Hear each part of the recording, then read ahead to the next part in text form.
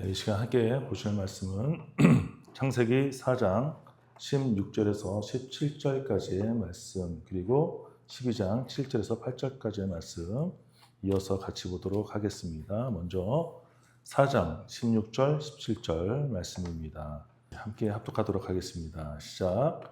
가인이 여호와의 앞을 떠나서 에덴 동쪽 노 땅에 거주하더니 아내와 동침하매 그가 임신하여 에녹을 낳은지라. 가인이 성을 쌓고 그의 아들의 이름으로 성을 이름하여 에녹이라 하니라. 아멘. 그리고 12장 7절 8절 말씀입니다. 시작. 여호와께서 아브라함에게 나타나 이르시되 내가 이 땅을 내 자손에게 주리라 하신지라. 자기에게 나타나신 여호와께 그가 그곳에서 제단을 쌓고 거기서 베델 동쪽 산으로 옮겨 장막을 치니 서쪽은 베델이요 동쪽은 아이라. 그가 그곳에서 여호와께 제단을 쌓고 여호와의 이름을 부르더니. 아멘. 오늘의 말씀 제목은 성을 쌓을 것인가 단을 쌓을 것인가 라는 제목으로 말씀을 전하겠습니다. 이 세상에는 거의 모든 사람들이 가면을 쓰고 다니는 것 같아요. 심리학 용어로 페르소나라고 하는데 이 뜻을 그냥 간단하게 설명하자면 진짜 자신의 모습을 가면으로 감춘 채 좋게 포장하는 경우를 말합니다. 당연하면서도 또 부정적으로 말하면 이중인격이라고도 할 수 있겠죠. 성경에서는 바리새인들이 큰 길에 나와서 많은 사람들 앞에서 거룩한 척 큰 소리로 기도했던 모습이 나오는데요. 지금도 세상에 그런 사람들이 얼마나 많은지 모르겠습니다. 특히 교회에 오면 우리 교회만 얘기하는 것이 아니고요. 모든 교회를 보면 너무나 많은 사람들이 다양한 가면을 쓰고 나온다는 것을 알 수가 있죠. 그래서 이제는 꾸밈없이 있는 그대로 소탈하게 진솔한 사람들이 인기가 많은 것이고, 그런 사람을 찾아보기 힘들어진 시대를 살아가고 있습니다. 오늘 여러분들은 어떤 가면을 쓰고 나오셨습니까? 가인도 그런 사람 중에 한 사람이었습니다. 가인이 동생 아벨을 죽이고 나서 하나님께서 네 동생이 어딨냐? 라고 묻습니다. 그때 가인의 대답이 뭐였죠? 그냥 거짓말을 할 거면 그냥 모르겠습니다, 몰라요 하면 끝날 일을 제발 저렸던 가인은 내가 아우를 지키는 사람입니까? 라고 좀 예민하게 대답을 하죠. 결국 가인은 에덴 동산에서 쫓겨나면서 다른 사람들이 나를 죽일까 봐 걱정을 하게 됩니다. 그러자 하나님께서는 그런 일은 없을 거니까 걱정을 하지 마라 라고 말씀하시지만 가인이 하나님의 그 말씀을 믿었을까요? 자, 창세기 오늘 말씀을 다시 보도록 하겠습니다. 4장 17절입니다. 시작. 아내와 동침하매 그가, 다시 읽겠습니다. 아내와 동침하매 그가 임신하여 에녹을 낳은지라. 가인이 성을 쌓고 그의 아들의 이름으로 성을 이름하여 에녹이라 하니라. 아멘. 중간에 보면 가인이 성을 쌓고 라는 부분이 나오는데요. 성을 쌓는 이유가 뭘까요? 나를 보호하겠다는 거잖아요. 자기 혼자 있을 때는 그나마 버텼는데 가족이 생기니까, 그 역시 가장이고 아버지가 되니까 가족을 보호해야겠다는 생각이 들었던 거겠죠. 그래서 성을 쌓고 안정적인 울타리를 만들게 됩니다. 그런데 이게 그냥 단순히 튼튼한 울타리를 만들고 안정적인 성을 만든다는 것으로 끝나는 게 아니라, 근본적으로 보면 하나님 말씀을 믿지 못하면서 결국 하나님과의 담을 쌓게 되는, 하나님 됐어요, 내가 할게요, 이런 게 된 거죠. 가면 속에 진짜 가인의 모습이 나타나게 된 겁니다. 결국 자기를 죽일까 봐 걱정하는 모습과 또 하나님 말씀도 믿지 못해서 튼튼한 성을 쌓는 모습이 나오게 된 거라는 것입니다. 근데 가만히 보면 바로 우리에게서도 이런 모습이 있지 않습니까? 우리 속에도 실제로는 하나님과의 성을 쌓아놓고서는 전혀 그런 것 같지 않은 척척박사죠. 어떻게 보면 우리 인간이 성을 쌓는다는 것은 원래 우리 인간의 본성일 수도 있는 것 같아요. 우리가 바닷가에 가면 꼭 하는 게 있는데 바로 모래로 성을 쌓는 걸 좋아하잖아요. 바닷물에 뻔히 무너질 걸 알면서도 말이죠. 또 애들 장난감도 높이 높이 성을 쌓는 것을 꼭 그런 것들을 좋아하고, 또 산에 가도 돌멩이로 성을 높이 쌓는 걸 좋아합니다. 그것뿐만 아니라 각 나라들도 앞다투어서 높은 빌딩을 지으면서 우리가 세계 최고다. 하물며 예수님의 제자들도 네가 높네 내가 높네 서로 높은 자리에 앉기를 위해서 다투지 않았습니까? 즉 인간은 나의 힘으로 무언가를 이루어서 안정적인 위치에 있겠다는 기질, 본능으로 평안을 느낀다고 할까요? 문제는 그런 와중에 하나님이 들어갈 자리가 없다는 게 문제가 되는 거죠. 거룩, 믿음의 가면을 쓰긴 했지만 그 순간이 지나면 가면을 벗는 동시에 하나님을 잊어버리는 거예요. 왜냐하면 그 속에 하나님이 안 계시기 때문입니다. 그러니까 성을 쌓게 되는 거죠. 두려움, 단절, 불신, 교만의 열매가 바로 성을 쌓는 것입니다. 바로 여러분 마음에 다 한 자리씩 자리 잡고 있는 그 커다란 나만의 성 말입니다.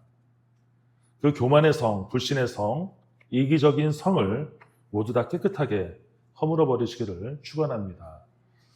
또 하나 이 성의 특징은 외부로부터 오고자 하는 것에 대해서는 어느 정도 방어 능력이 있을지는 모르지만 반대로 내부에서 외부로 흘러나가는 것을 막기 힘들다는 것이 있습니다. 우리에게서 있는 성은 결국 뒤로는 흘러내리는 믿음을 유지하다가 말처럼 쉽지 않은 것을 기억해야 할 줄 믿습니다. 나태하게 여유 부리는 순간 하나님과의 성으로 가로막힌다면 내 안에 있는 얼마 남지 않은 믿음이 줄줄 흘러내릴 수 있다는 것을 기억하시기를 축원합니다. 자, 반면에 믿음의 조상들은 달랐습니다. 아브라함의 믿음의 특징이 뭐였냐면 그가 가는 곳마다, 어디마다요? 가는 곳마다 하나님을 위해 단을 쌓았다는 것입니다. 자, 오늘 본문 12장 7절 8절 말씀을 다시 한번 보겠습니다. 시작. 여호와께서 아브라함에게 나타나 이르시되 내가 이 땅을 내 자손에게 주리리라 하신지라. 자기에게 나타나신 여호와께서 그가 그곳에서 제단을 쌓고 거기서 베델 동쪽 산으로 옮겨 장막을 치니 서쪽은 베델이요 동쪽은 아이라. 그가 그곳에서 여호와께 제단을 쌓고 여호와께 이름을 부르더니. 자, 보이시죠?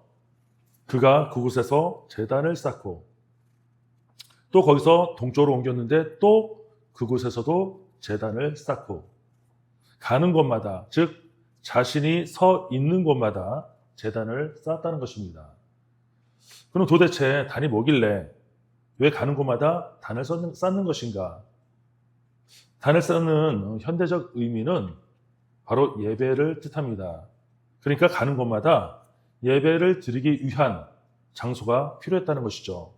예배를 놓치지 않겠다는 것입니다.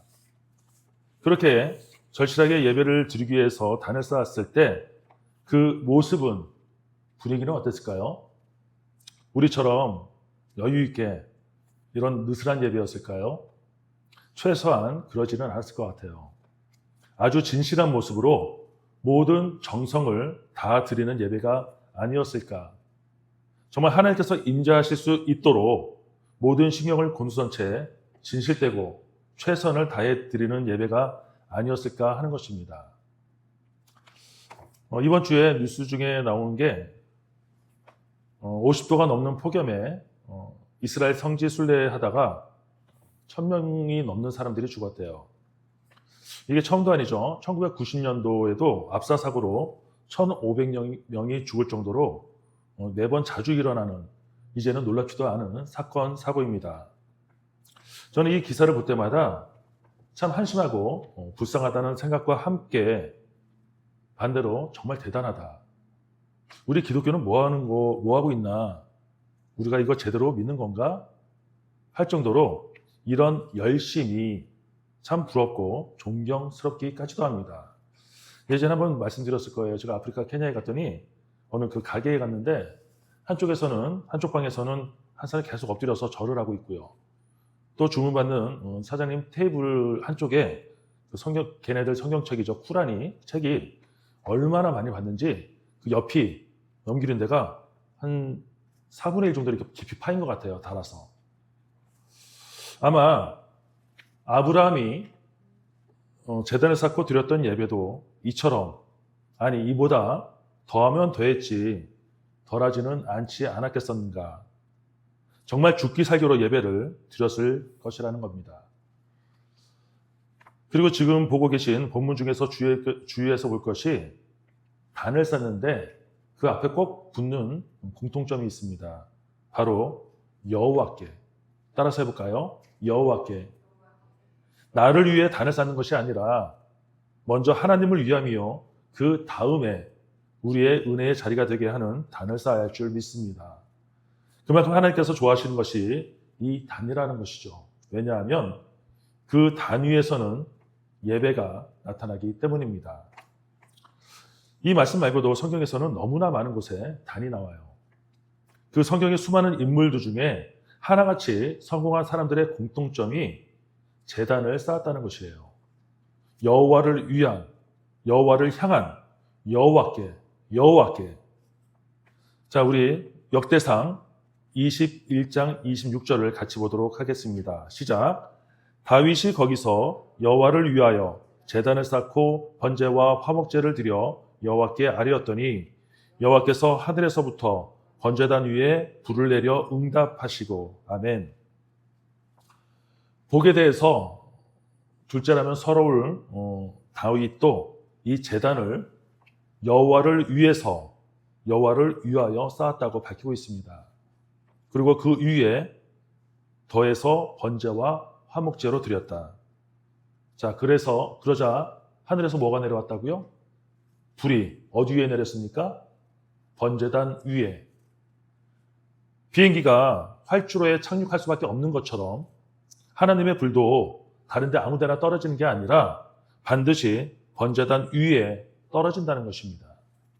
즉 하늘의 불을 내리는 첫 번째 방법은 먼저 단을 쌓는 것이었습니다. 우리도 다윗처럼 모든 정성을 다해서 주님께서 원하시는 모습으로 번제단을 쌓는다면 지금도 우리에게 불을 내려주시리라 믿습니다. 그리고 이제는 구약과는 다르게 불을 내려주신다면 그런 불이 아니라 성령의 불을 주시지 않을까. 우리 주님은 절대로 쓸데없이 아무데나 불을 내리시지 않는다는 것을 기억하시기를 축원합니다. 그렇다면 단은 어떻게 쌓는 것이냐? 자, 창세기 8장 20절을 같이 볼게요. 시작. 노아가 여호와께 제단을 쌓고 모든 정결한 짐승과 모든 정결한 새 중에서 제물을 취하여 번제로 제단에 드렸더니. 아멘. 모든 정결한. 자, 말이 쉽지 이게 정말 어려운 거는 아닐까 싶습니다. 모든 면에서 깨끗하게 구별된 정결한 것으로 골라서, 한마디로 뭐예요? 내가 할 수 있는 가장 진심과 정성이 가득해야 한다는 것입니다. 제일 좋은 것으로 해야 한다는 것이죠.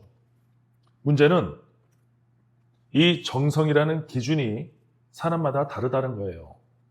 이만큼만 하면서도 최선을 다했다고 하는 사람도 있을 수 있고요. 또 다른 사람이 보기에는 아닐 수도 있는 거죠. 충분히 더 할 수 있는데도 최선이라고 하니까 답답해 보이고 시험이 들 수도 있다는 겁니다. 하지만 하나님은 내가 최선을 다하는지 아니면 꾀부리면서 요령 피우는 건지 다 아실 수 있다는 것입니다. 본인만 모른다는 것이죠. 그게 어떤 물질이 됐던 마음 정성이 됐든 간에 주님은 그 마음까지도 다 아신다는 것입니다. 가인이 그랬잖아요. 이 정도만 해도 되는 줄 알았던 거예요. 그런데 하나님 마음에 들지 않았던 것이죠. 아벨이 하는 정도까지 했었어야 되는데 자기 마음대로 기준선을 그었던 것입니다. 결국 택함받지 못한 제사가 되었다는 것이죠. 그래서 주님의 마음을 헤아리고 알아야 한다는 것입니다.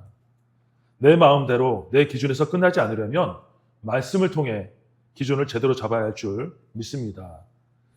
그래서 기도만, 말씀만, 헌신만 따로따로 하는 것이 아니라 건강한 믿음 위에 골고루 갖추어졌을 때 여호와 하나님께 연합되는 단을 쌓을 수 있게 될 줄 믿습니다.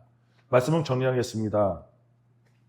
이 시간 두 가지에 쌓는 경우를 봤는데요.